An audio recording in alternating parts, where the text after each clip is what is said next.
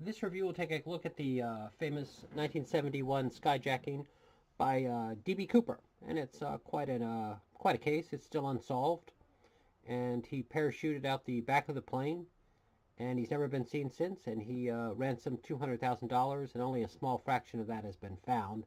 The rest, till this day, remains missing. And let me get this on the screen here. It's quite a story. Plane over dense fog. During the waning hours of Thanksgiving Eve, 1971, a Boeing 727 leaves Portland bound for Seattle. This plane and its passengers will become the most infamous skyjacking in American history. A man called D.B. Cooper by the news media jumped from the plane over dense forest carrying 4 parachutes and $200,000. Why is the crime still unsolved? Who is Cooper? Where is the money today?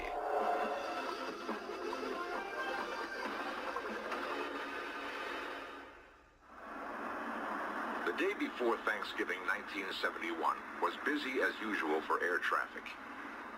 The air corridor between Portland and Seattle was crowded. By mid-afternoon, the bulk of departing passengers had left Portland International Airport. At approximately 2 o'clock, a man calling himself Dan Cooper arrived at one of the 7 entrances to the terminal.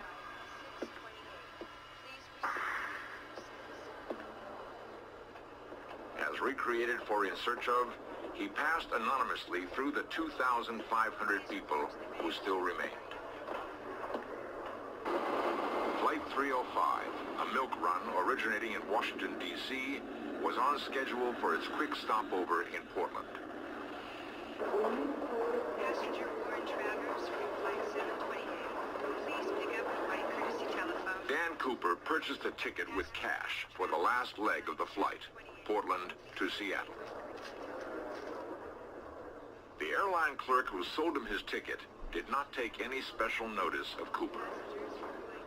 Later, through an error in newspaper reporting, he was incorrectly identified as D.B. Cooper, not Dan Cooper, a mistake which often continues to this day.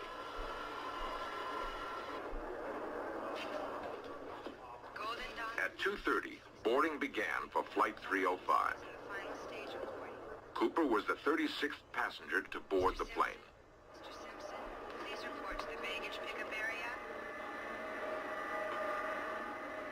Loading of both cargo and passengers was complete by 2:45. The 727 carrying Cooper and his fellow passengers swung out onto the airport runways in the early twilight. Portland Tower cleared Flight 305 for takeoff at 2:58 p.m. The plane was lifting off when Cooper approached the stewardess and gave her a note. It demanded $200,000 in $20 bills and 4 parachutes. Everything was to be delivered to him when the plane landed in Seattle. The skyjacker calling himself Cooper was the first American to hold a plane and its passengers for ransom. He established the dangerous precedent of air piracy for financial extortion, which is still copied by many terrorists today. But in Cooper's case, it was an act of pure greed. It was not a social protest, not an outcry for political justice. Cooper's only motivation was the money. The way in which he carried out his crime was coldly calculated. He reinforced his demands by opening a briefcase and showing the stewardess what appeared to be a bomb. The stewardess reported directly to the captain, who then communicated the skyjacker's demands to the airlines and the FAA.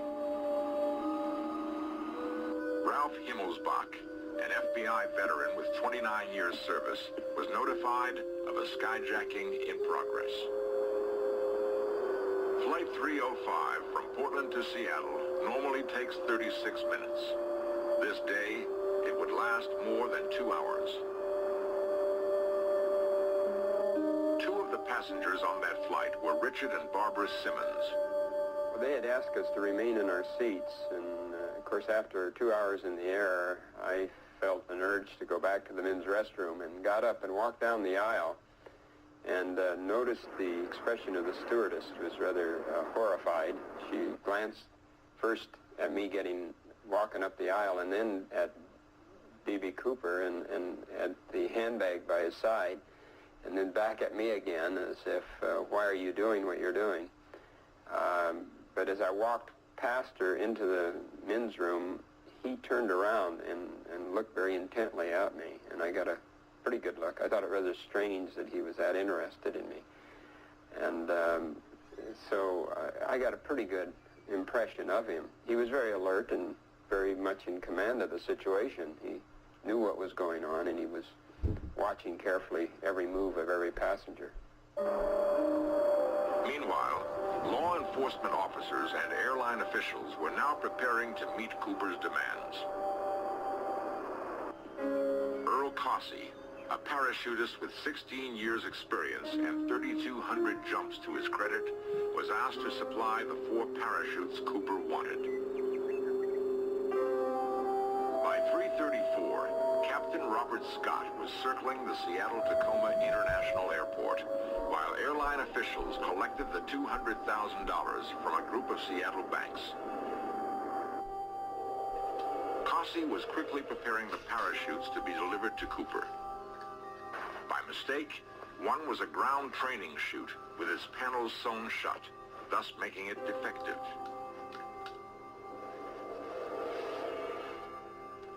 At FBI headquarters, a furious effort was being made to record each serial number on the 10,000 $20 bills that would comprise the ransom demanded by Cooper. The plane finally landed in Seattle at 5:46 p.m. It was brought to a remote area of the runway.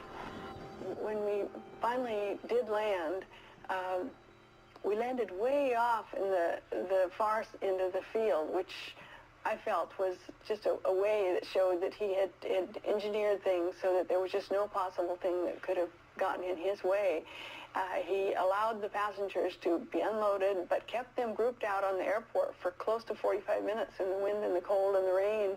And a car met the airplane with the parachute and the money, and we were rumored that that was there. And but none of us were allowed to leave until that had all taken place, and then we were allowed slowly to walk across the airfield. The flight crew and Cooper remained aboard the aircraft. At 7:36 p.m., the plane, refueled and prepared for flight, headed south in low clouds, wind, and showers. Cooper demanded that the landing gear be kept down, and displaying basic flight knowledge, he also ordered the wing flaps set at 15 degrees to slow the jet's speed.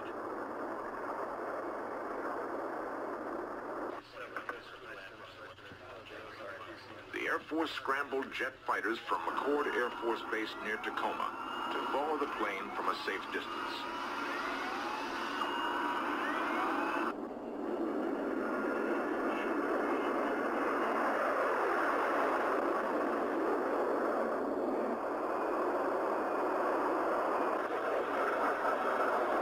Trying to find and follow a low-flying 727, even with radar vectors, is like trying to find the proverbial needle in a haystack.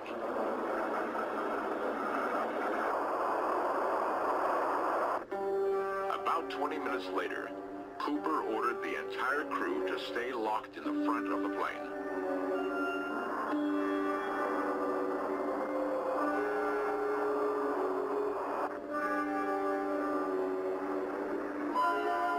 At 8:11 p.m., the crew felt a sudden change in the pressure throughout the plane.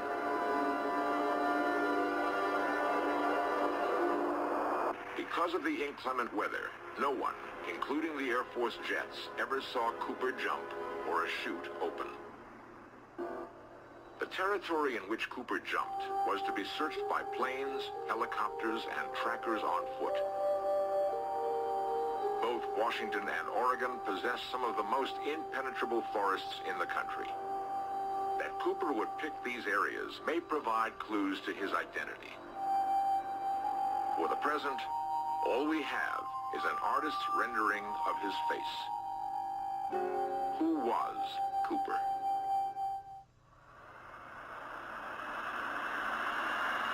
Why has this skyjacking bedeviled investigators for so long? We will have to retrace the crime and analyze the incredibly complex strategy Cooper might have plotted. Meteorologists, expert parachutists, and the crew of Flight 305 were all questioned. That data and flight log information were fed into FBI computers. The FBI concluded that Cooper jumped in a 4-by-6 mile area near Merwin Dam. Merwin Dam, 313 feet high and 1,250 feet wide. It holds back the Lewis River in order to create Lake Merwin. When Cooper jumped, the dam was crowned with a series of brilliant lights.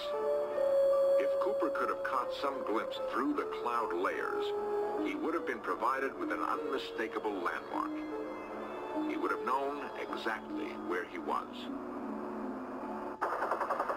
Les Nelson, sheriff of Cowlitz County, the supposed Cooper landing site, assisted FBI agents in coordinating the search by procuring a helicopter from Weyerhaeuser Paper Company in Longview, Washington. We searched the area up the Lewis River to the south into Clark County and north side of into Cowlitz County and made several passes.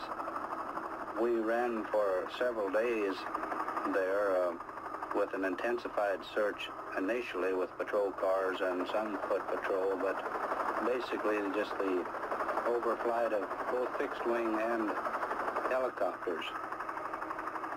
We have had experience in the past with downed aircraft searching for different individuals, and we have had comparatively good success of spotting people from the air who were lost or incidents where we've had plane crashes. It's my belief that had this man made a safe jump and had pulled the ripcord on that chute and it had blossomed out, that we would have easily have spotted it from the air. But if the chute caught in the trees and hung vertically, the chances for finding Cooper would have been minuscule. Searchers would have been looking for a 1 square foot white splotch in the more than 24 square miles they were searching. Cooper could not have landed in a more inhospitable place. The landscape is laced with bogs and thickets. Is it possible that just such a setting helped Cooper instead of hindering him? Frank Heil is a survival school expert who trains men working on the Alaskan pipeline. He is convinced. And that's a review up to a certain point. Let me advance things a bit here and try to speed things up. One moment, please. Down unnoticed because everyone had crammed into the Evangelical Free Church to attend the wedding of their popular high school music teacher. While it is most likely that Cooper was not from southwestern Washington, it is possible that he knew the area and that he knew about the wedding. There is more. One highly questionable report concerns a light plane. People in this area claim that a small plane intermittently crisscrossed the skies over lonely farm fields near Ariel and La Center for a week preceding Cooper's jump, sometimes rendezvousing with a car. The mystery of who Cooper is may be unlocked by the man totally dedicated to finding the skyjacker. Ralph Himmelsbach, the FBI agent, still searches the area in his own plane. He believes Cooper was incapable of the intricate planning needed for the skyjacking. I think he was a desperate man, possibly had a criminal background. He was probably not very well educated.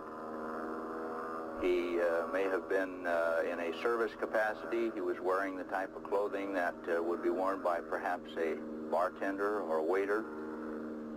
We don't know who he was, where he came from, or where he went. We may learn more about Cooper from the type of chute he chose. Earl Cossey demonstrating the normal freestyle. And let me advance this a bit.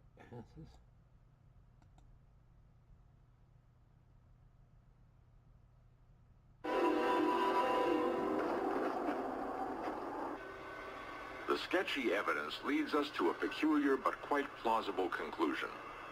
During the Vietnam War, 727s were extensively used. They turned up at both civilian and military terminals, carrying supplies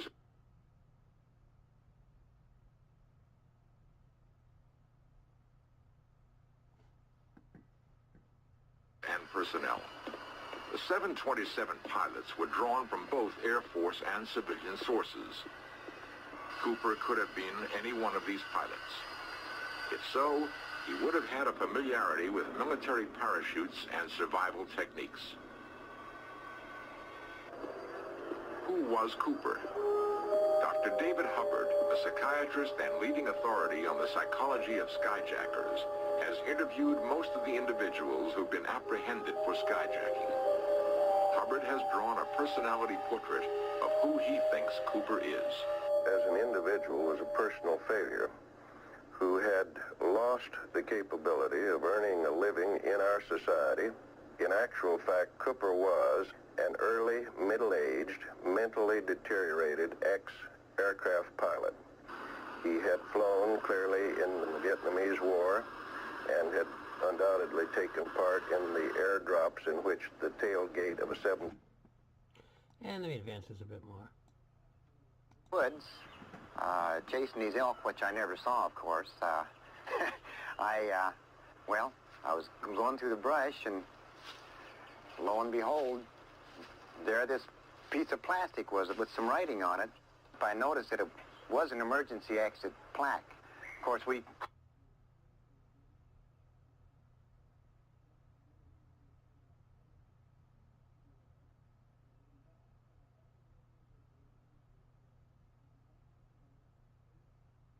collect the trash and stuff that we find in the woods.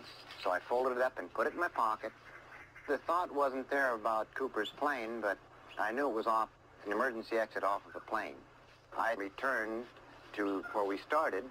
While emptying my pockets into a trash container there, why, I remembered this was in my uppermost pocket, and I showed it to my hunting partner. And we decided that we should turn it over to the sheriff's department. My personal thoughts are that when Mr. Cooper opened the door on the back of that jet, that he was sucked out and fell to a very, very cold death somewhere up in the mountains there. For an instant, in February 1979, the police and FBI thought they had their man. 35-year-old Robert Wesley Rackstraw, arrested by the police on...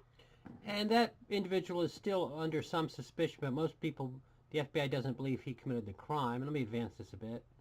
Family, associations, perhaps a job. He's missing. We don't know any more about him really now than we knew at that time. I expect that we'll keep looking from now on until we find him or find out what happened. We have a long memory. We build our reputation on perseverance. I can see no reason that would stop us from continuing the investigation to its conclusion. A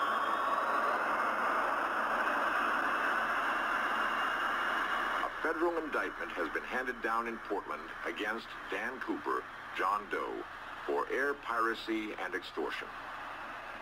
So far, not $1 of the ransom has ever been found, nor the existence of a Dan Cooper ever been proven. And that's an old version of a review of this case. And it's quite an exciting case. And let me get this on the screen here. One moment, please. And here's a final screen. And actually,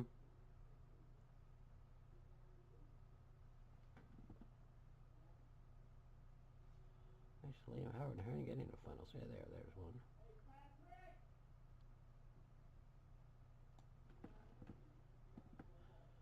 And that's a final screen there. And it's quite a case. If you go to Google search engine and just type up D.B. Cooper, you'll see some information about this, and several books have been written about it.